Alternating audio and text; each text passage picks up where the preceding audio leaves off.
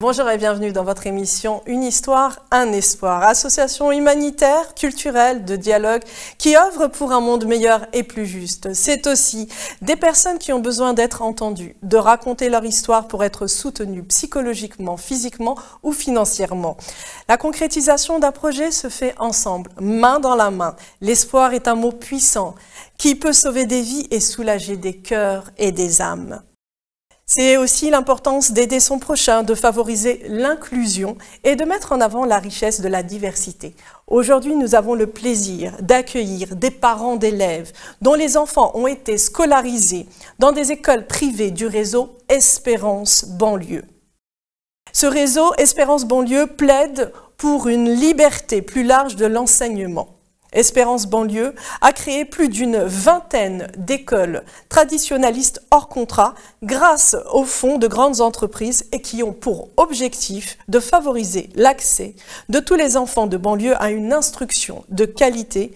Mais qu'en est-il en réalité ?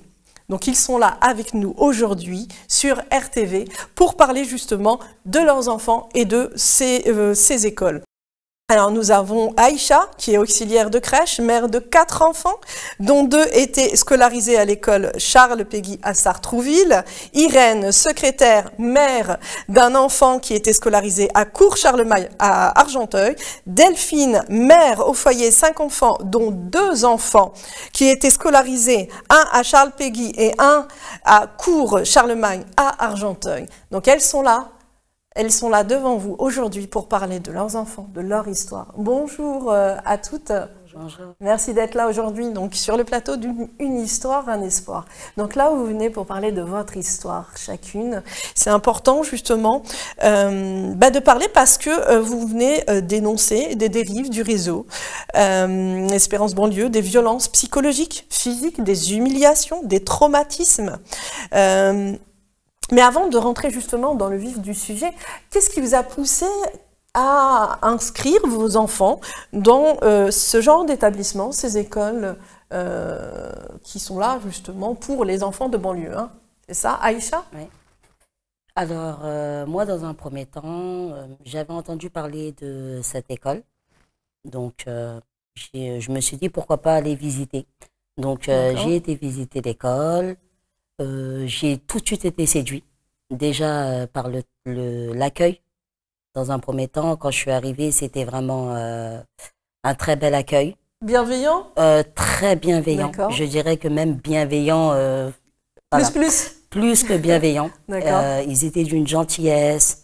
On m'a fait visiter l'école et on m'a parlé de petits effectifs, chose qui m'a beaucoup intéressée parce que déjà que je me suis dit, bon, là j'ai peut-être la chance de tomber dans une école où mes enfants, ils seront 8, voire 9 par classe.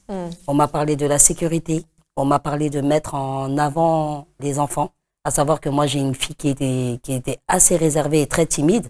Donc je me suis dit... oui, voilà. Donc je me suis dit, là c'est l'endroit idéal. Ouais. Et la directrice m'a parlé aussi de ma religion. Donc c'est même pas moi qui l'avais abordé. Et elle me disait, vous savez, ici vous êtes la bienvenue. On ne regarde pas ni vos vêtements. Vous êtes voilà. Donc ça c'était l'accueil. Ça c'était l'accueil déjà. Donc tout de suite je me suis dit waouh. En plus de ça. Tolérance. Tolérance. Ouais. Donc je me suis dit pourquoi pas. Et ce qu'elle m'avait dit la directrice, croyez-moi, vous serez vraiment ravis et satisfaite de ce qui va se passer parce que vos enfants, nous justement, on est là justement pour les sortir. Pour les sortir de tout ça. De l'échec des banlieues. Voilà, de l'échec en un mot. Oui. L'échec des entre guillemets, hein, l'échec des banlieues, parce qu'il y a des perles dans les banlieues. Voilà, mais choses que je n'avais pas compris. Donc voilà, j'ai été séduite par tout ça. Irène. Oui, bonjour. Bonjour. Qu'est-ce qui vous a poussé à inscrire justement votre enfant dans cet établissement? C'est Cours-Charlemagne, à Argenteuil. Cours-Charlemagne à Argenteuil. Bon, moi, au départ, c'est vrai que j'ai toujours voulu que mes enfants fréquentent des écoles privées. D'accord.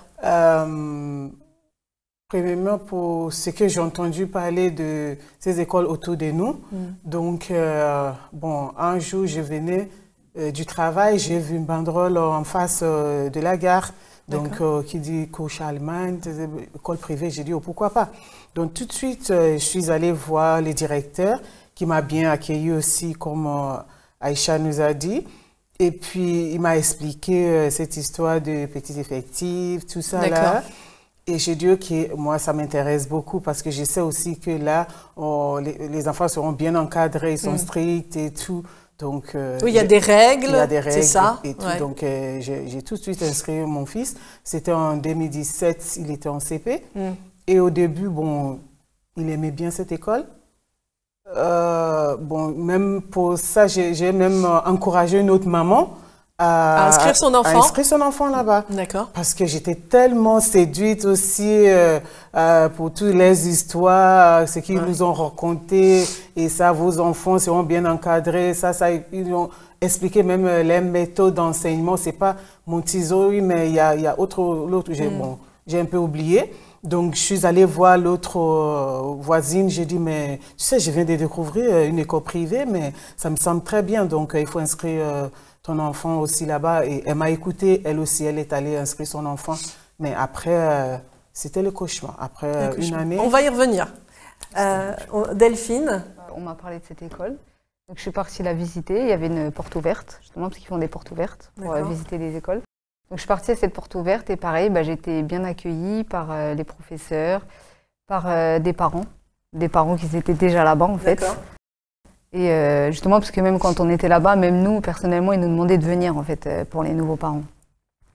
Donc, on a été bien accueillis. Ce qui nous séduit tout de suite, en fait, on veut le meilleur pour nos enfants. Faut pas se cacher, tout le monde, en fait, tous les parents veulent le meilleur pour nos enfants. On nous dit que voilà, c'est des effectifs réduits, maximum 15. Et encore au cours Charles Péguy de Sartrouville, c'est plus 12 par classe. Donc dans notre tête, on se dit tout de suite que notre enfant il va progresser. Ouais, bien sûr. Et qu'il va être on va bien. pouvoir s'occuper mieux de lui, moins d'effectifs. Voilà, c'est ça. Et nous parle aussi de l'école Montessori, de la méthode Montessori et tout. Donc on se dit, c'est l'idéal en fait. Donc eux, ils utilisaient cette méthode-là d'après eux, parce qu'après on ne l'a pas vu, la méthode Montessori, mais d'après eux, c'est comme ça qu'on était accueillis en fait. Et moi, je sais qu'ils m'ont déjà sorti la méthode Montessori, mais je ne l'ai pas vue. Alors, donc vous inscrivez toutes les trois vos enfants dans ces écoles. Et là, en fait, on vous vend du rêve. On vous vend du rêve. Et vous passez de l'espoir à la désillusion. Pourquoi? Aïcha.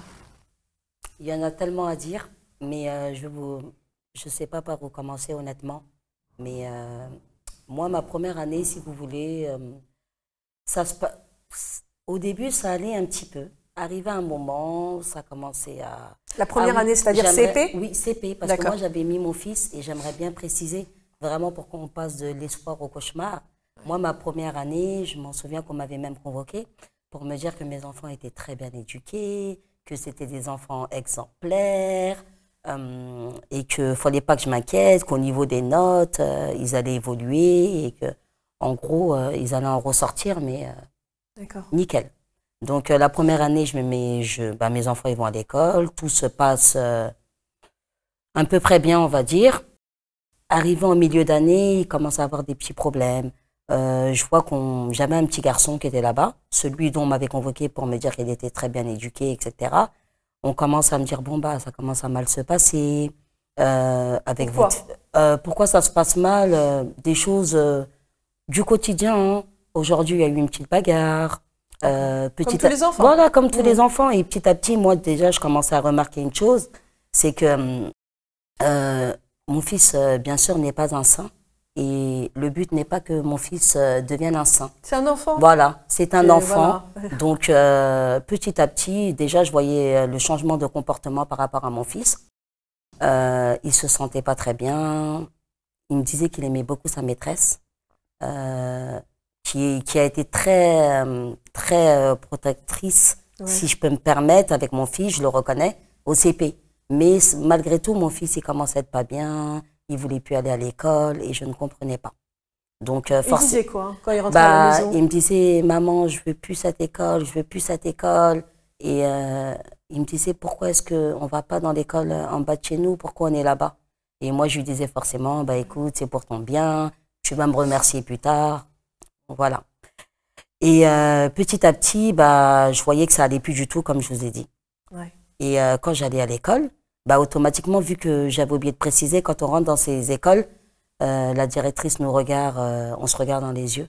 D'accord. Et elle nous dit, écoutez, sachez une chose, c'est que vous êtes venus dans cette école, mais nous sommes une famille. Ouais. Et nous, on ne peut pas débuter si on n'est pas sur la confiance. Donc imaginez-vous déjà, autant que parents d'entendre ça, c'est un flash. Déjà, vous vous dites, la confiance. Et voilà, donc à m'expliquer, quand il y a un problème, venez nous voir. Pourquoi c'est important de venir nous voir? Parce que les enfants ont tendance à grossir les choses. Ouais. Donc le fait que vous venez nous voir, nous, on peut éclaircir les choses. Et la directrice nous disait toujours, nous nous basons sur la confiance. Quand il y a un problème, il ne faut pas le garder. Vous venez, on s'explique. Donc moi, quand ça se passait mal, j'allais les voir par rapport à mon fils pour leur dire, bon, bah écoutez, là, je vois que le petit ne veut plus venir à l'école, qu'est-ce qui se passe? Non, il n'y a rien de méchant, c'est juste que là, votre fils, il est un peu agité.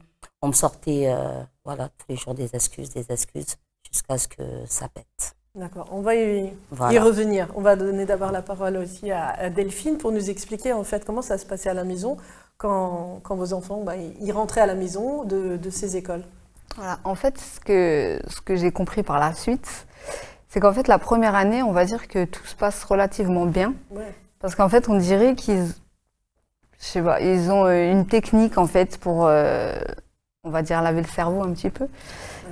En quelque sorte, tout ce que nos enfants vont nous dire, on va pas les croire. C'est comme elle nous disait Aïcha, la directrice nous dit que quand on a un problème, il faut venir la voir elle surtout, oui. Et que les enfants, voilà, extrapolent. Voilà. Oui. Souvent, on nous disait, vous savez, il ne faut pas toujours croire vos enfants, parce que vos enfants extrapolent beaucoup. Il faut venir nous en parler. Donc nous, bien sûr, on croit les adultes, en fait, en tant qu'adultes, voilà. Oui. Donc effectivement, dès que nos enfants venaient nous rapporter des choses, on ne les croyait pas forcément, en fait. Qu'est-ce qu'ils disaient, vos enfants, justement? Des fois, ils parlaient, ils nous disaient comme quoi ils se sentaient rabaissés par les professeurs, beaucoup de violence aussi, beaucoup de bagarres. Comme quoi il n'y avait pas de surveillance, et qu'ils n'étaient pas bien, mais voilà, on ne croyait pas. Ils se sentaient livrés à eux-mêmes, voilà, dans la cour de récréation. Oui, c'est ça, même dans la cour de récréation. Une fois, mon fils, il était rentré, il avait l'arcade toute gonflée, en fait. D'accord. Toute gonflée, limite prête à exploser. Et je n'avais pas été prévenue, en fait. Personne ne m'a rien dit. Et quand j'ai appelé, la directrice m'a répondu que oui, effectivement... c'est un autre enfant qui lui a mis un coup de batte de baseball, je crois. De batte de baseball? Ouais, enfin, ouais. D'accord. Voilà, et voilà, j'avais pas eu d'explication plus que ça, en fait. C'était normal pour eux. D'accord. Donc, en fait, vos enfants, ils rentrent... aussi, pareil que Aïcha, est-ce qu'ils disaient qu'ils ne voulaient plus y retourner dans cette école? Au début, non. Comme je disais, donc la première année, non, parce que moi, ils sont restés 3 ans. Donc la première année, non. Mais après, oui, et en fait, ce qu'on remarque en fait dans cette école, c'est que moi j'avais 2 enfants, donc j'avais une fille et un garçon, et ils ont eu 2 comportements différents face à ces écoles en fait, face à ce rabaissement. C'est-à-dire que ma fille, elle s'est complètement renfermée en fait sur elle-même. D'accord. Et mon fils, lui, il est devenu plus violent en fait, plus agressif. C'est pour ça qu'on m'a convoqué souvent pour me dire qu'il était un peu violent. Enfin, quoique non. Hein. Spécialement, il n'était pas vraiment convoqué parce que... Et justement, ce qu'ils aimaient bien faire aussi, c'est convoquer les parents dans le bureau. D'accord. La directrice disait ce qu'elle avait à dire sur l'enfant. Et après, elle voulait nous mettre, nous, les parents, à la place de la directrice. Et elle nous disait ce qu'il fallait dire, en fait. En fait, elle voulait nous contrôler complètement. D'accord. Ce qu'il fallait dire, c'est-à-dire voilà, ce qu'il fallait dire à nos enfants, oui. Donc oui, tu n'as pas été sage à l'école, donc tu seras puni à la maison. Voilà. D'accord, ok. C'était vraiment un endoctrinement en fait. Ils voulaient comme quoi, nous diriger, ils sont coupables de cette situation. Voilà, vos enfants sont coupables de cette situation. En fait, ils voulaient complètement nous diriger. Ça veut dire aller diriger nos enfants à l'école et nous diriger nous à la maison en fait. Ils voulaient prendre voilà tout. D'accord. Irène? Moi, mon fils, quand il venait après une année dans cette école, il rentrait à la maison tout en triste. Ouais. Il vient. Le lendemain, il n'a pas envie d'aller, mais il avait comme la boule au ventre, il ne veut pas aller à l'école, je dois vraiment l'encourager, pousser. J'ai dit non, tu dois y aller. Non, maman, non, les adultes sont méchants. Là, il a commencé, il dit les adultes nous disent des gros mots. J'ai dit quoi, moi, je ne peux pas y croire qu'on vous dise des gros mots. Il dit oui, oui, oui, oui. Bon, qui a dit ça? Je vais dire, ah non, maman, si vous dites les adultes seront fâchés avec moi, donc il ne faut pas. Il vient là, moi, je ne vais pas aller. Qu'est-ce qu'il y a? Il est triste, il ne veut même pas manger, il vient, il dort seulement. Il n'a pas envie de quoi que ce soit, mais comme ils ont dit à Aïcha aussi au début, oh, votre fils, mais c'est vrai que bon, mon fils, il est super intelligent, oui. Il travaille bien, déjà, donc sur ces points-là, il n'y avait pas un souci. Donc, on m'a dit, oui, votre fils, il est super intelligent, il n'a même pas besoin qu'on lui surveille pour le travail en classe et tout, il fait tout bien. Mais après, du coup, mon fils ne veut plus aller à l'école, il ne veut plus travailler, mais il n'était plus intéressé par l'école. Il se sentait mal, en fait. Il se sentait mal. Et moi, je ne voulais pas écouter. J'ai dit oui, parce que l'école, il y a la discipline, tu ne veux pas, tu vas y aller, tu vas y aller. Il dit, maman, je vais retourner dans mon ancienne école. J'ai dit non, parce que là-bas, on vous laisse faire ce que vous voulez. Donc, mais à chaque fois, je ne voulais pas l'écouter. Une fois, il rentre à la maison comme ça. Il n'arrivait même pas à s'asseoir. J'ai dit, Eli, qu'est-ce qu'il ne veut pas me dire? J'ai dit, mais il faut me dire, mais c'est un enfant aussi qui ne parle pas trop. Ouais. Il aime trop. Il y a beaucoup d'enfants en fait qui ne parlent pas trop, oui, et qui gardent en eux. Oui, ouais. Ils ont peur de se faire disputer aussi. C'est ça le problème. Lui, c'est ça. Ils ont peur. Oui, exactement. Il me supplie, maman, oh, non, s'il te plaît, maman, non. J'ai dit, mais il faut me dire, il faut que je demande, sinon ça ne va pas. Et puis apparemment, il me dit, oui, il y a un adulte qui m'a donné un coup de pied dans le coccyx et mon fils ne pouvait pas s'asseoir 3 jours. Mais il m'a supplié de ne pas demander. J'ai dit, pourquoi? Mais il avait vraiment peur. Je voyais qu'il était terrifié. Mais c'était quel adulte? C'était un professeur? Oui, après, j'ai compris, après quelques années, que c'était le directeur, M. Bouffier ou Laurent. Oui, c'est un directeur qui avait fait ça à l'époque. Il n'était pas encore directeur. Donc, c'est lui qui avait fait ça. J'ai dit, ah bon? Et puis après aussi des propos racistes, bon, qu'on lui dit, je lui fais un gâteau au chocolat et il est en train de manger et puis on vient, on se moque, attention que tu finis pas tes doigts avec les gâteaux puisque c'est tout sur noir. Qui a dit ça? C'est un des directeurs aussi. Un des directeurs qui en fait s'est permis de dire à votre fille, il avait quel âge? Ah, il avait 9 ans, oui, je crois qu'il avait 9 ans. 9 ans. 9 ans. D'accord. Donc il s'est permis d'avoir des propos racistes en disant attention de ne pas manger tes doigts avec le gâteau au chocolat. Oui. Et on n'imagine même pas la réaction de l'enfant et le mal-être de l'enfant de se sentir en fait rejeté à cause de sa couleur de peau. Exactement. Et en fait, il subissait la même chose en classe. Quand les autres enfants faisaient quelque chose ou peut-être quelqu'un lui pose la question, dès qu'il répond, on dit c'est lui qui dérange la classe, on lui met dehors. Il y avait une fois même, il y a un enfant qui s'est dénoncé, dit non maîtresse, c'est moi. Dit non, mais taisez-vous, laissez-moi parler. Et lui dehors, mais excusez-moi. Oui, c'est pas grave. À chaque fois, on lui met dehors, à chaque fois. C'était lui le bouc émissaire en fait, de la classe. De la classe, tout le temps. Tout le temps, c'est lui. Tout ce qui se passe, c'est lui. Et ça a duré combien de temps Oh, mais des années.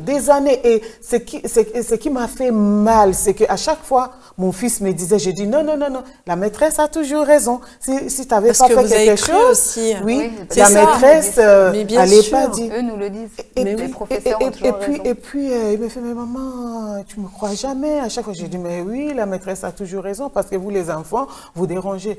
Jusqu'au moment où j'ai entendu les parents des autres élèves me dit, ah, vous savez, mon fils est venu me dire ceci, c'est là, qu'on fait comme ça, votre fils, on fait ceci, c'est mais beaucoup, le jour là, c'est là où vous avez compris. Oui, en fait, vous vous êtes senti coupable de l'avoir laissé autant de temps à vivre ça. Exactement. Ouais. Mais vous vouliez le meilleur pour lui. C'est ça. Bien sûr. Et ça continuait. Et en fait, mon fils sentait ça. Il dit, mais bon, il dit, les autres vont parler, on dit c'est lui. Les autres font quelque chose, on dit c'est lui. Ils font quelque chose à deux, c'est lui qu'on punit. Et il ne comprenait pas pourquoi. Donc c'est pour ça qu'il ne voulait pas aller. Mais moi, je ne l'écoutais jamais. Ils ont fait beaucoup de choses. Jusqu'à finalement, c'est arrivé à ce signalement. C'est-à-dire signalement? Il y a une fois, on lui a même tenu la gorge comme ça. Toujours un directeur, lui et l'autre copain, ils étaient... Il y a combien de directeurs? Bon, au fil des années, il y a eu trois différents directeurs. Okay. Donc il y a eu de la violence physique. Oui. C'est coups de pied et puis on l'avait attrapé ici, pas derrière comme ça. On a appuyé les deux avec son copain aussi. Bon, à l'époque, ils étaient les deux noirs dans cette école. Et l'autre petit, il a pleuré. Et tout ça là, quand mon fils il est venu à la maison, il m'a raconté, j'ai dit, oh, c'est pas vrai. Comment est-ce qu'un adulte va attraper un enfant comme ça, mais tu n'exagères pas un peu? Elle a dit, non, maman, c'est vrai. J'ai laissé tomber jusqu'à aussi, j'ai entendu quelqu'un raconter ça. Après, l'autre parent, l'autre voisine, elle a retiré son enfant de l'école parce que tout le temps, c'était ceux deux-là qui étaient les méchants de l'école. Donc, elle a fini par retirer son enfant. Et bon, ça a continué, il y avait d'autres choses. Et puis, il y a une histoire, un jour, on m'appelle au travail comme mon fils a dénigré son ami, mais tous les grammaires, les français que j'ai jamais entendus, on m'a sorti ça. J'ai dit, mais qu'est-ce qu'il a fait, mon fils? Oh, votre fils a fait pleurer un enfant. Il a dit à un enfant qu'il n'avait rien à faire dans cette école, ça s'est fait pas. J'ai dit, ah bon, c'est vrai? Moi aussi, connaissant mon fils, j'avais du mal à croire, mais bon, j'ai dit, bon, j'étais pas à l'école. Donc, arrivé à la maison, j'appelle mon fils. J'ai dit, mais petit, qu'est-ce qui s'est passé à l'école aujourd'hui? Et c'est là où il m'explique, maman, vous savez, tous mes amis sont des Maghrébins et ils étaient là en train de jouer. Et moi, j'ai essayé de m'approcher d'eux et il y avait un garçon qui m'a dit, ah non, tu viens pas avec nous, il n'y a que nous, on est entre nous ici, on ne veut pas de toi ici. C'est les enfants? C'est les enfants entre eux. Et ça lui a fait mal. C'est normal. Et elle a dit, mais si c'est ça, toi aussi, tu n'as rien à faire ici. Donc, mon fils a dit ça et il est parti seul aller jouer. Et là, l'autre, qu'on lui a dit, tu n'as rien à faire ici, il est allé pleurer chez le directeur. Tout de suite, le directeur n'a même pas appelé mon fils pour demander ce qui s'est passé. C'est là où il m'a appelé pour me raconter tout ça. On va exclure mon enfant, il y a conseil, discipline, beaucoup de choses. Donc après, je lui rappelle, j'envoie un message. J'ai même le preuve, j'ai le message encore. J'ai dit, mais monsieur, apparemment, voilà ce qui s'est passé. Vous n'avez même pas appelé mon fils pour lui demander ce qui se passe. Vous êtes sa version à lui. Exactement. Mais oui. Donc là, il m'a dit, ok, maintenant, je vais aller demander à sa maîtresse pour savoir ce qui s'est passé. J'ai dit, mais est-ce que c'est comme ça qu'on fait? Vous ne savez même pas ce qui s'est passé. Vous commencez à lui coller, comment on appelle, conseil, discipline, toutes ces choses-là. Bon, c'est pas grave. Bon, c'est vrai qu'à l'époque, je m'étais un peu énervée avec. J'ai dit, mais je vois que vous cherchez mon fils. Je ne sais pas ce que vous voulez, mais j'ai l'impression que c'est comme vous essayez de faire un dossier sur mon enfant parce qu'à chaque fois, c'est la même chose. Votre façon de faire des choses, ce n'est pas juste. Bon, il est revenu, il m'a dit, oui, effectivement, c'est ça. Je vois que votre fils était le cible de je ne sais pas quoi, beaucoup de choses il a raconté. J'ai dit, ok, c'est bon. Une autre fois, on dit, il n'a pas fait ses devoirs. J'ai dit, ah bon? Donc, on me convoque conseil de discipline. À cause des devoirs? À cause des devoirs. Parce qu'il n'a pas fait ses devoirs, donc conseil de discipline. Discipline, madame, je vous assure. Waouh. Donc, je demande à mon fils, il dit, mais maman, j'ai fait, voilà, il m'a montré. Donc, après, il y a la maîtresse qui me dit, oui, il n'a pas copié l'autre, il a copié seulement l'autre, mais pas tout. Bon, j'ai dit, ok. Donc, j'ai dû appeler une maman de m'accompagner parce que c'est vrai que je ne comprends pas ces choses-là. La dame a dit, mais non, il me conseille de discipline pour ça. Donc, elle a appelé, dit, mais bon, j'accompagne cette dame-là pour ça. Tout de suite, ils ont changé de version. Oh non, il n'y a pas besoin de l'accompagner, on veut seulement lui parler, etc.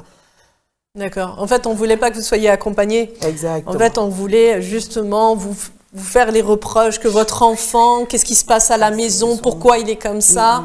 Et ça, déjà, ils m'ont déjà fait, à un moment donné, ils m'ont même forcé que mon fils voie des psychologues. Oui, parce qu'il est comme ça, comme ça. Et au début, parce que tout ce qu'ils disaient, moi, je disais oui. Donc, ils ont trouvé les mamans parfaites qui vont manipuler. Ouais. Donc, après, quand j'ai commencé à poser des questions maintenant, non, ils ne veulent pas. Je suis devenue les ennemis maintenant. D'accord. Et ouais. Alors, j'ai vu dans un article donc des confrères, dont le titre m'a fait un peu sursauter. Espérance banlieue, c'est Cato Tradi qui rêve de franciser les petits musulmans. Est-ce que c'est réellement ce que vos enfants ont vécu? Comment ça se passe? Pourquoi? Aïssa? Oui, alors, une chose qui m'a beaucoup interpellée, hein, et c'est avec du temps qu'on s'en rend compte. Hein. Honnêtement, sur le coup, on ne voit pas ces petites choses-là, mais avec du recul, on les voit. Moi déjà, la première fois que j'avais été dans cette école, lors de l'entretien avec la directrice, on me pose une question.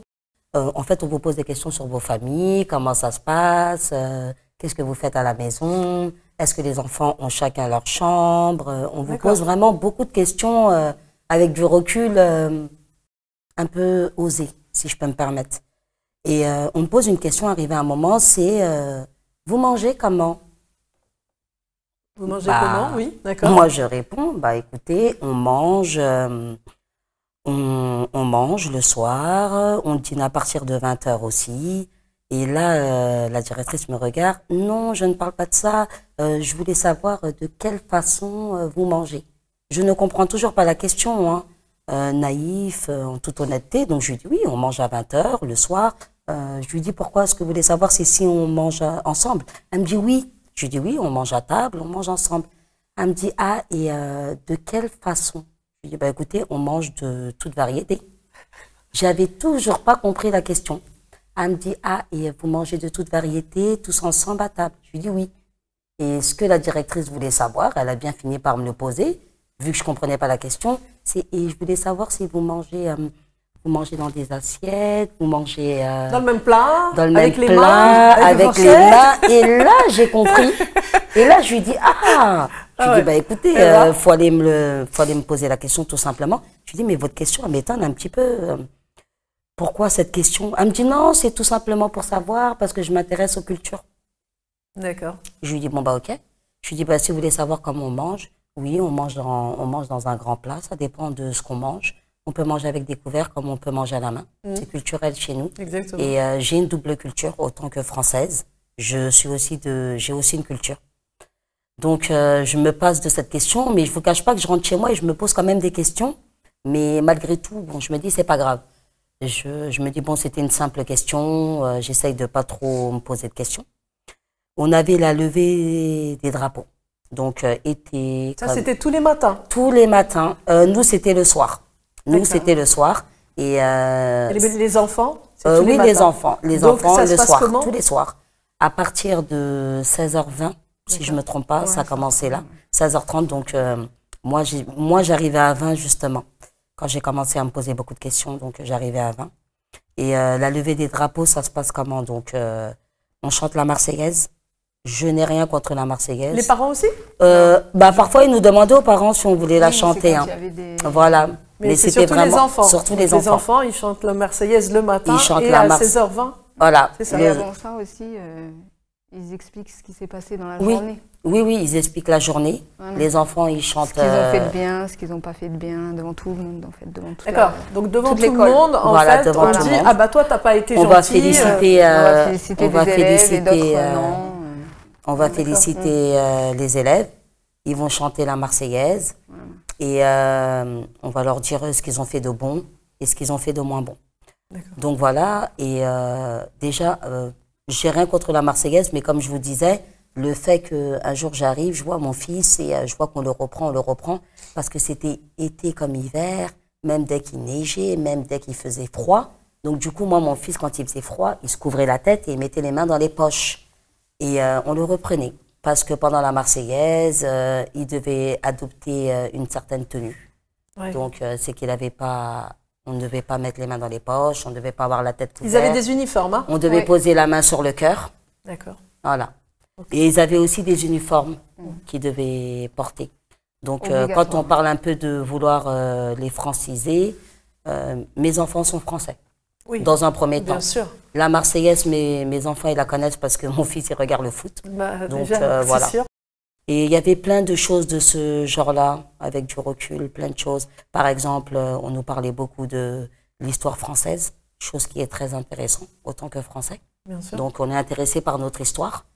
Mais c'était plus poussé. C'est-à-dire, est-ce qu'on parlait de la colonisation ou pas aux enfants? Aux enfants, mais pas aux parents. Oui, parce qu'ils avaient des cours de FFRH. Oui. Donc, c'est des cours qu'on leur fait. Pas de notes, pas de traces. D'accord. Ah oui, pas de notes, pas de traces. Pas de traces. Le bien vivre ensemble. Voilà, le bien vivre ensemble. Voilà. Mais c'est les enfants. Moi, quand j'ai commencé à me questionner sur eux, donc j'interrogeais mes enfants et c'est eux qui m'expliquaient. Ils m'expliquaient beaucoup de choses un peu spéciales. Tout pourquoi les enfants, ils gardent... D'où pourquoi les enfants, ils gardent beaucoup le secret. Oui. Parce que, par exemple, moi, ce qui s'est passé avec mes enfants, c'est que dès qu'ils se sont mis à m'expliquer, mais je vous dis, en fait, c'est d'un coup, les enfants, ils arrivent, ils vous expliquent tout un tas de choses. Et moi, je demandais à mes enfants, mais d'où ce silence? Pourtant, tous les soirs, ma première question, c'est que j'avais pris 2 ans où j'avais arrêté de travailler. Pour vous occuper d'eux. Pour m'occuper de mes enfants, mais surtout, j'étais pas rassurée. Parce que moi, mon fils, tous les matins, par exemple, bizarrement, dans la voiture, ça se passe bien, on discute, on rigole. Arrivé devant l'école, mon fils, il a mal au ventre, tous les matins. Il y a des fois, il n'arrive pas à bouger. Je lui dis, et arrivé un moment, j'avais compris qu'il y avait un problème, honnêtement. Mais vous savez, on essaye toujours de se rassurer. Vous avez la directrice, vous avez le président de l'association qui sont toujours là en train de vous caresser. Et on vous fait comprendre que votre enfant a un problème. On va vous parler souvent des suivis, de la psychologie, qu'est-ce qui se passe à la maison. Ben, moi, j'ai eu le droit, j'étais enceinte. Voilà, j'étais enceinte de mon 4e enfant. Donc, moi, tout était sur ma fatigue et ma grossesse. D'accord. Si vous voulez, vous êtes fatigué, c'est pour ça, or que je n'avais rien relâché. Oui. Parce que j'étais déterminée. Et je resterai déterminée pour mes enfants. Et comme je vous disais, arrivé à un moment, moi, mon fils, il était mal. Donc, quand j'arrivais devant l'école, c'était tous les jours le même cinéma. Vous ne pouvez pas savoir. Toujours, ils sentaient mal. On finit l'école. On rentre chez nous. Moi, je vais à 16h20 récupérer mes enfants. Je rentre chez moi. J'en ai encore pour 2 heures, avoir 3 heures de devoir. 2 heures, 3 heures de devoir. De devoir. D'accord. Parfois, je peux les coucher même jusqu'à 22 heures. Parce qu'ils ont des devoirs à faire. Il faut que demain, ils arrivent à l'école. Pour vous dire à quel point je ne relâchais rien.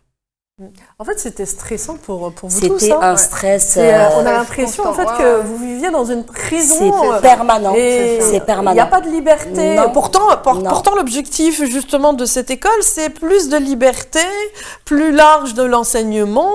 On voit plus de tolérance. C'est la famille. Voilà. Mais là, en fait, on n'a pas l'impression que nous sommes dans la famille. Non, parce qu'ils vivent avec vous. Donc, c'est pour ça que quand je vous parle de tout ça, ils veulent avoir le contrôle même chez vous, nous, dans votre façon de manger, dans votre façon d'éduquer vos enfants. Ils veulent savoir si vous prenez des cours religieux en dehors de l'école. Ils veulent savoir, mais vraiment, c'est un tout. Et vous vous en rendez pas compte sur le coup. Vous avez l'impression que c'est de la bienveillance. Et derrière cette bienveillance, c'est là où se cache. Voilà. Oui. Alors, lors d'une interview, d'ailleurs, dans ce média qui a écrit donc Off Investigation, on va le dire, on ressent donc de vos propos qu'on vous a fait sentir que être musulmane de couleur noire, c'est un handicap et que vous avez de la chance qu'on s'occupe de vous et de vos enfants. Oui. Alors, ça, c'est un passage qui restera toujours douloureux pour moi et pour mes enfants. C'est qu'un matin, moi, j'arrive à l'école, je coiffe ma fille. Autant qu'africaine, nous avons les cheveux afro. Oui. Voilà, donc ma fille, je lui mets des petites barrettes, je la coiffe avec sa petite coupe afro. Elle est toute contente. Jusqu'à là, c'est une fierté. Donc, on arrive à l'école et la directrice regarde ma fille. Elle explose de rire et elle lui dit « Vous n'êtes pas coiffée ce matin ?» Ouais. Sur le coup, honnêtement, si je suis restée choquée. Mais la première chose à laquelle j'ai pensé, c'est de faire entrer au plus rapidement possible ma fille dans l'école. Donc, je fais rentrer ma fille à l'école. Et là, je la regarde et je lui réponds, si, Zainab s'est coiffée, mais nous avons des cheveux afro. Et là, elle continue à se moquer de ma fille. À continuer à se moquer. Ce jour-là, j'étais tellement dépassée.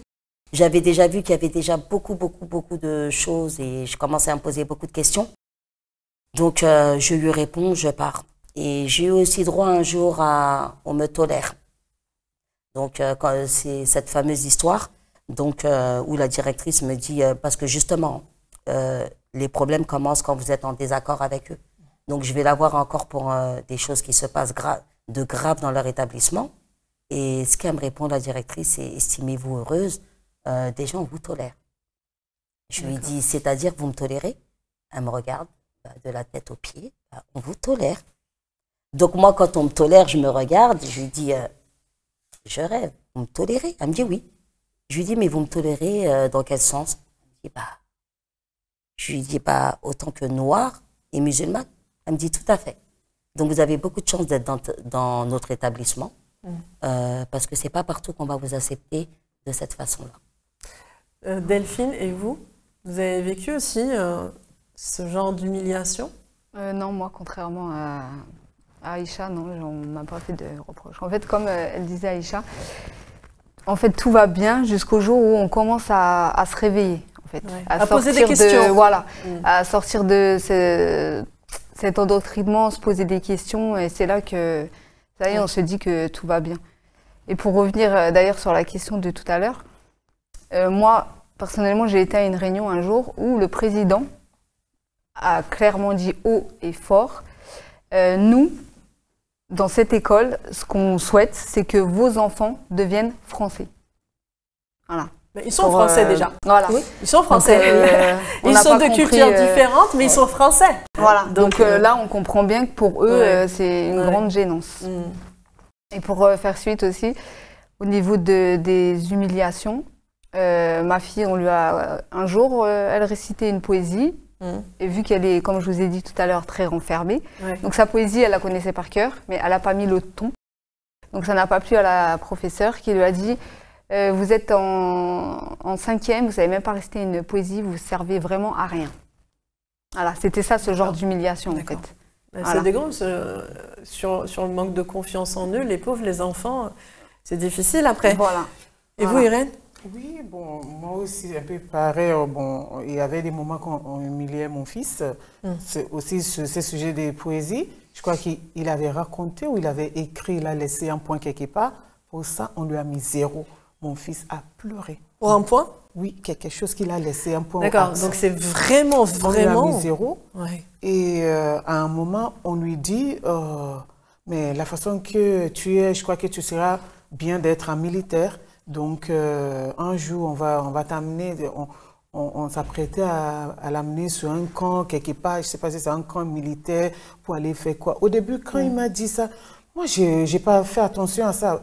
Donc, il a dit, mais maman, vraiment, le directeur a dit, je serai un bon militaire. Donc, j'ai dit, mais pourquoi tu vas à l'école et lui, il te dit, toi, tu seras un bon militaire. Tu n'es pas allé à l'école pour devenir militaire, quoi. Donc, il ne doit pas te dire des choses comme ça. Et moi, j'ai laissé tomber ça. Mais après, on a signalé. On a fait un signalement, quelque chose que les enfants étaient en train de jouer entre les enfants encore. Il y avait quelque chose qui faisait, on me dit, dans Naruto. Il y a quelque chose, on dit 1000 ans de souffrance. Apparemment, c'est une prise moi, je ne connais pas. Ils disent quelque chose comme ça et puis on fait 1000 ans de souffrance. Donc, c'est quelque chose répandu parmi les garçons, les enfants et tout. Donc, un jour aussi, et c'est comme ça tout le temps, on m'appelle pour me dire comment mon fils a fait. Et la même chose, mon fils aussi, souvent, il tombait malade. Il ne voulait pas aller à l'école. Il était malade comme ça. Et je lui pousse jusqu'à... Et tout ça, là, je n'avais pas compris qu'il y avait quelque chose. Il se sentait pas mal. Il se sentait mal. Il ne voulait pas aller à l'école. Bien sûr. Et moi, je lui forçais pour aller. Donc, quand on m'a appelé encore, ton fils, j'ai vu 3 ou 4 appels manqués. Donc, tout de suite, je suis sortie du train, j'arrive à la maison, j'appelle mon fils, j'ai dit, mais qu'est-ce que tu as fait? Parce que quand l'école m'appelle comme ça, c'est qu'il y a quelque chose. Donc, il dit, oui, maman, aujourd'hui, on jouait, et puis, voilà, il m'a expliqué un peu la chose, qu'il y a avant même, il y avait un truc de ping-pong, qu'il a bousculé quelqu'un et tout, il m'a expliqué, j'ai dit, ok. Il y avait toujours des problèmes, quoi. Des problèmes. Donc, du coup, je rappelle le directeur. Et puis, il me fait, oui, bon, aujourd'hui, il y a quelque chose qui s'est passé. Bon, j'ai trouvé un petit en train de pleurer dans les toilettes et apparemment, votre fils, mais quand il a commencé, la façon qu'il m'a raconté, c'est comme mon fils est un pervers qui a touché l'enfant dans l'intimité. Mais madame, j'ai failli tomber venue. J'ai dit, ah bon, vous êtes sûr? Dit oui, bon, c'est un jeu. Lui-même, il a commencé, bon, c'est un jeu bête, mais bon, il faut comme ça. Et puis, il me dit, il faut que votre fils voie un psychologue, comme ça. J'ai dit, mais c'est quoi ça? Qu'est-ce qui se passe? Donc mon fils sort, je lui demande, j'ai dit, qu'est-ce qu'on est en train de me raconter là? Il dit, maman, donnez-moi votre téléphone, je vais vous montrer un jeu. J'ai dit, non, non, non, je vais... Parce que le directeur a dit, mais j'étais en colère contre mon fils. Mon fils tremblait comme ça. Donc il a dit, c'est un jeu Naruto. Donc quand la sœur a entendu Naruto, elle est sortie, mais elle était à terre. Elle dit, mais maman, mais c'est ça que tu t'énerves comme ça? Tu as failli tomber évanouie. Donc ma fille a sorti ça. Elle dit, regarde, c'est un jeu. Et c'est pas tous les garçons et tout. Ils font une prise comme ça, ils tapent. J'ai dit, donc j'appelle le directeur. J'ai dit, mais monsieur, apparemment, mon fils n'a rien fait de tel. Mais pourquoi vous m'appelez pour me dire des choses comme ça? On vient de m'expliquer que c'est un jeu et tout. Ah bon, moi je ne sais pas, tant que quelqu'un a porté plainte, mais moi je vais faire l'enquête. Donc votre fils est exclu pour 3 jours, ça. Ouais, c'est épuisant, hein, épuisant justement de vivre ça au quotidien. Mais oui, je vous assure. Et vos enfants surtout. Mais oui, donc mon fils était là, il était choqué. J'ai dit, mais c'est injuste, pourquoi l'enfant doit être exclu? Mais il y avait les enfants qui sont en train de jouer, mais pourquoi? Bon, c'est une longue histoire. Et puis j'ai dit, ok. J'appelle la maman de l'enfant, et puis parce qu'il y avait d'autres choses qu'ils avaient racontées. La maman, même c'est la maman qui m'a fait comprendre que c'était pas que mon fils, mais avec un autre de les amis. Et ça s'est passé comme ça. J'ai dit, bon, mais pourquoi là maintenant on reproche mon fils de faire une chose tout à fait différente que ce qui s'est réellement passé? Donc la dame dit, ok, ben, on va appeler le directeur. Tout s'est passé. Le directeur dit, ok, j'ai eu les parents, ils ont compris que en fait c'est un jeu. Donc il m'a appelé un samedi en plus. J'ai pas voulu même décrocher à cause de son comportement la veille. Donc j'ai dit ok. Il m'a dit ok, votre fils peut venir à l'école. En fait, on se rend compte que c'est difficile à la fois pour vous, en même temps vos relations avec vos enfants, parce que ça a créé du conflit. C'est-à-dire que votre enfant ou votre fils, il devait être en colère vis-à-vis de vous aussi. Il m'a sorti ça. Mais bien sûr, mais bien sûr. Il dit, maman, à cause de toi, mais quand tout cela s'est passé, parce que je m'étais fâchée, vous savez, ils ont signalé mon fils, on dit, à la crypte. Un truc comme ça. J'étais là, j'ai reçu les courriers, je les ai envoyés. J'ai dit, ok, c'est pas grave. Et ça détruit mon fils. Quand je lui ai expliqué, il dit, maman, c'est quoi la crypte? Je lui ai expliqué ce qui s'est passé. Il s'est effondré. Il dit, maman, j'en ai marre, je ne vais plus dans cette école. Ouais, c'est sûr. Bah, d'ailleurs, on a un autre parent, hein, Faisal. Faisal, on va lui donner aussi la parole. Il est venu aussi, donc il nous rejoint. Donc bonjour, on a été rejoint par Faisal. Donc vous êtes père de 4 enfants, dont 3 ont été scolarisés à Cours Charlemagne à Argenteuil, hein, c'est ça hein? Voilà, c'est ça, exactement. Donc ils ont été scolarisés à Cours Charlemagne à Argenteuil. Donc moi, ce que j'ai eu, c'est donc de leur part une dénonciation calomnieuse, c'est-à-dire qu'ils ont fait un signalement. D'accord. Donc les 2 premières années, ça se passait bien. Donc j'avais le premier au départ parce que il a commencé là-bas, et puis le deuxième, où il a eu des difficultés en fait à s'adapter. En fait, il a des problèmes de concentration. Donc ils nous ont demandé de le mettre chez une orthophoniste, c'est ce qu'on a fait. Par la suite, chez une psychomotricienne, c'est ce qu'on a fait aussi. Donc ce qu'ils nous ont demandé, on l'a fait. En fait. Donc il y a au mois d'octobre 2021, si je ne me trompe pas, donc le directeur me convoque et me dit que votre fils était en difficulté, qui n'arrive pas à s'adapter et qu'il faudrait le rétrograder en CE1. Et je lui dis que c'est hors de question de le rétrograder, on ne peut pas... Donc il était en CE2, de le remettre en CE1 au mois d'octobre. D'accord. Fin octobre. Ok. Et j'ai refusé. J'ai été catégorique dessus, je lui ai dit que ce n'était pas possible, qu'il fallait laisser l'année s'écouler, puis après si il fallait le faire redoubler, on le fera redoubler, mais de le passer, de le mettre en CE2 et de le faire passer en CE1, c'est pas possible. Et j'ai ma fille qui est là-bas en CE1. D'accord. Il n'y a qu'une classe, donc ils vont se retrouver tous les deux et ça va être très compliqué. Déjà qu'à la maison, ils s'entendent pas les bien, frères et ils sœurs, aiment bien se chamailler, donc ça va être compliqué. Et il a refusé. Il m'a dit, il est hors de question, si il continue en CE2 et s'il continue à bouder, à être triste, je le vire. C'est vrai que le mot virer, moi, ça ne m'a pas plu. J'étais un petit peu, on va dire, sur le coup énervé. Et puis je lui ai fait comprendre que ce mot-là, c'était quelque chose que je ne pouvais pas accepter et qui était hors de question et qu'il restera en CE2, quoi qu'il arrive. D'accord. Bon, le ton est monté un petit peu. Donc on s'est revus. Mais quand on s'est revus, il faut savoir que j'ai vu, moi, le directeur par intérim. C'est-à-dire qu'il est parti au mois de décembre. Donc on ne sait pas ce qui s'est passé jusqu'à aujourd'hui. Et donc j'ai vu le deuxième directeur par intérim, qui était déjà à l'école, qui était déjà en place, mais on ne savait pas quelle fonction, qu'est-ce qu'il faisait, qu'est-ce qu'il occupait. Et donc il me dit, ça serait bien qu'ils soient en CE1. Je dis, mais ça se passait bien, pourquoi vous le faites passer en CE2 ? Alors que ça aurait dû me le dire dès le début, et moi je serais pour, il n'y a pas de problème. Il me dit, oui, on est désolé, on s'excuse. Donc est-ce que... et puis il y avait les professeurs qui étaient là, donc de CE1 et CE2. Donc ils m'ont dit, on va l'entourer, on va l'encadrer, on va tout faire pour qu'il soit dans de bonnes conditions et qu'il reste en contact avec ses camarades de CE2. Parce qu'entre eux, c'est beaucoup... voilà, tu es en CE1, tu as redoublé, et surtout qu'il est sensible. Surtout qu'il est sensible et il se replie sur lui-même. Et moi, je leur avais dit qu'il fallait être beaucoup dans la communication. Et j'avais parlé avec sa professeure de CE2 en lui disant que en fait, enfin, je me suis un peu emporté en lui disant que c'est de l'incompétence. Je veux dire, un enfant, même s'il a des difficultés, en le prenant bien en charge, en discutant avec lui, en lui faisant comprendre les choses, tout de suite, parce que moi, à la maison, il fait tout pour que, justement, pour essayer de, comment dirais-je, pour que ça se passe bien. Que ça se passe bien, mais pour qu'il, je perds le mot, mais qu'il puisse y arriver. Parce qu'il sait qu'il est, en fait, c'est-à-dire que parfois il va parler avec vous, mais on sent une retenue, on sent de la peur, on sent. Alors, on ne sait pas si c'est l'école. Comme beaucoup d'enfants, là, on a vu justement énormément de problèmes avec justement vos enfants. Je sais que Delphine, vous avez eu aussi une histoire avec votre enfant, votre fils, c'est ça? Voilà, c'est ça. Oui. Bah, déjà, comme je voulais signaler, comme elle disait Aïcha, les devoirs le soir, c'était interminable, parce qu'en fait, à savoir que moi, j'ai appris par la suite que la professeure faisait des groupes dans la classe d'enfants sages et d'enfants moins sages. Et ça veut dire qu'elle s'occupait que des enfants sages.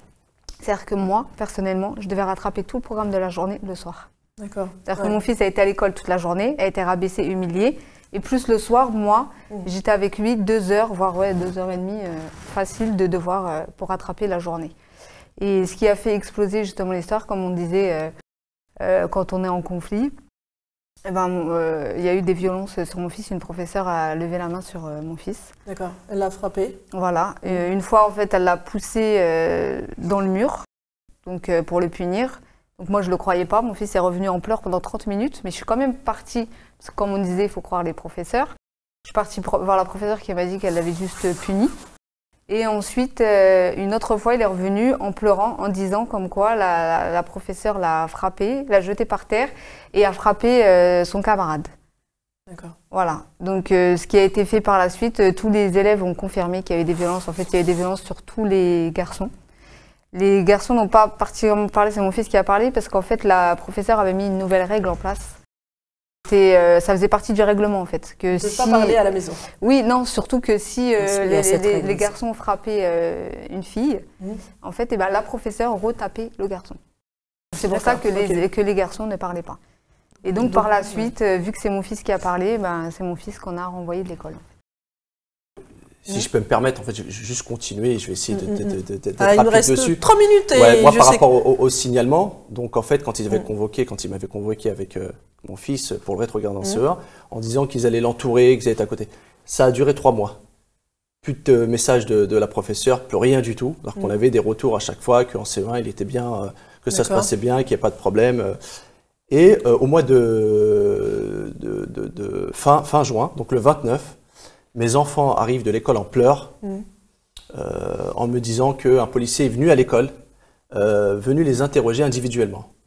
Et là, j'étais, c'est-à-dire que là, je ne savais plus quoi faire, comprendre, alors qu'au départ, je veux dire, c'est une école où on a misé dessus. On s'est dit que ils étaient dans la bienveillance, que en plus on côtoyait en fait quand on venait les chercher à l'école. C'était avec un sourire. Oui, il a fait des efforts. Là, il s'est chamaillé avec un camarade, donc. Il y avait toujours un retour. Et là, je dis, de février à juin, plus rien du tout. Donc, ils ont fait un signalement.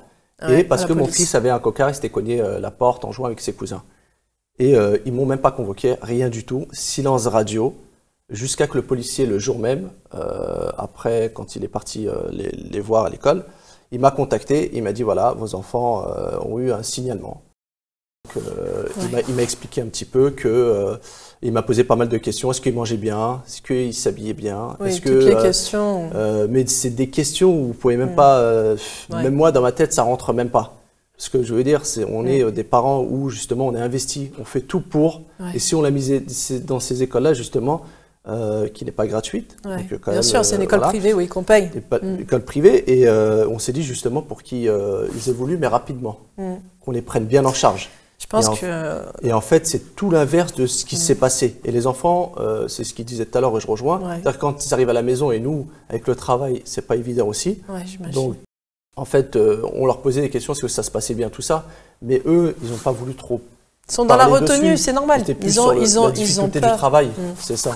Et juste pour finir, excusez-moi, c'est que pendant 6 mois, je suis désolé, mais ils m'ont traîné avec les assistances sociales, c'est-à-dire des rendez-vous.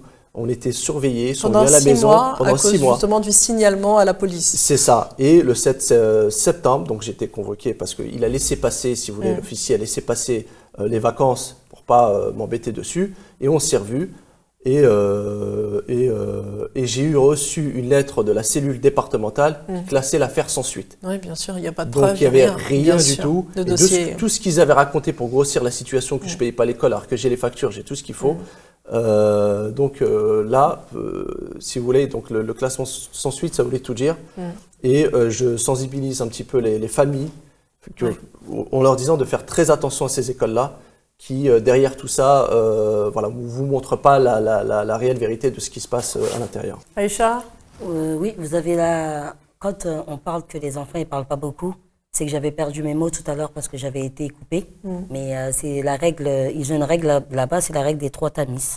Donc moi, un jour, mes enfants, ils m'expliquent, et quand il y a un problème, ils ont une question à se poser. Déjà, premièrement, quand il se passe quelque chose à l'école, est-ce que c'est vrai? Jusqu'à là, tout va bien. La deuxième question, est-ce que c'est bon ou pas bon de le répéter? Et le troisième, est-ce que c'est important ou pas de le dire? Donc si jamais il y a une bonne réponse, l'enfant doit garder le silence. C'est pourquoi, lorsque moi, par exemple, je rebondis par rapport à Delphine, quand son fils il a été exclu par rapport parce qu'il avait dénoncé qu'ils étaient frappés, c'est à ce moment-là que moi aussi j'ai posé des questions. Mon fils aussi a été frappé, ils ont été plusieurs. Donc cette maîtresse a été renvoyée. Ils nous ont mis comme prévu, elle devait partir, mais ils l'ont virée. Par la suite des violences, à partir de là, moi j'ai commencé à prendre mes gardes. Donc si vous voulez, je campais devant l'école. Voilà, j'étais là-bas du matin au soir, cachée dans ma voiture. Et c'est là où, effectivement, j'ai commencé à croire en la parole de mes enfants. Parce que moi, j'ai vu la directrice un jour. Je ne sais pas ce qui s'est passé, mais je la voyais de loin. C'était une méthode limite. Je me demande si c'est pas une méthode de chez eux, attraper les enfants comme ça. Ils ont l'habitude. Moi, je les avais vus tirer mon fils et je voyais la directrice le ramener dans le bureau. Malheureusement, je ne pouvais pas intervenir et j'en ai vu, et j'ai vu plusieurs enfants se faire tirer. Merci en tout cas, merci, beaucoup d'émotions, beaucoup de messages, et surtout aujourd'hui, tant que vos enfants vont mieux, sont plus épanouis, c'est ça le plus important. Donc merci Aïcha, merci Irène, merci Faisal et merci Delphine. J'espère que vous avez tout dit. De nous avoir. Un dernier mot, allez vite. Allez, sinon on va être frustré. Le dernier, parce que là on a dépassé.